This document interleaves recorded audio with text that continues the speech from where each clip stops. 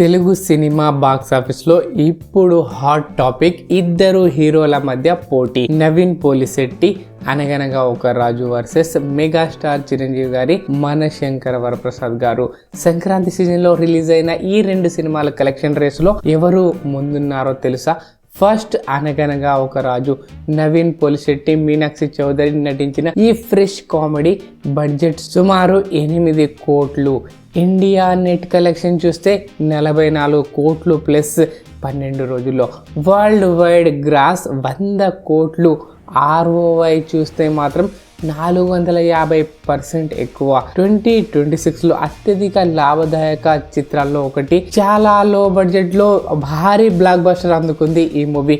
Word of mouth super. అందుకే ఈ movie ఇంతలా హిట్ అయింది. ఇక మెగాస్టార్ చిరంజీవి, మనశంకర వరప్రసాద్, నయనతార జోడితో ఓపెనింగ్ భారీగా ఉంది. సంక్రాంతి విన్నర్ గా నిలిచిన ఈ మూవీ వరల్డ్ వైడ్ గ్రాస్ చూస్తే 300 కోట్లు ప్లస్. ఇండియా గ్రాస్ 200 కోట్లు దాటింది.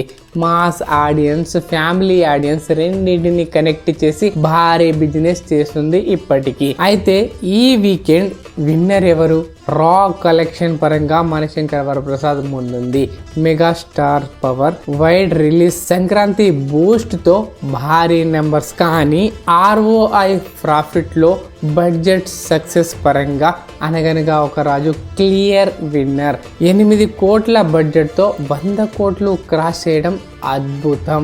ఇప్పుడు మీరే చెప్పాలి, మనశంకర వరప్రసాద్ గారు మాస్ ఎంటర్టైనర్, మెగాస్టార్ డామినేషనా, లేక అనగనగా ఒక రాజు ఫ్రెష్ కామెడీ లాభదాయకమైన బ్లాక్ బాస్టర్నా? ఎవరు విన్నర్ అనేది కామెంట్లో చెప్పండి. ఇలాంటి లేటెస్ట్ బాక్స్ ఆఫీస్ అప్డేట్ కోసం మన ఛానల్ని సబ్స్క్రైబ్ చేసి బెల్ ఐకాన్ని ప్రెస్ చేయండి. ఈ వీడియో నచ్చితే లైక్ చేసి హైప్ చేయండి.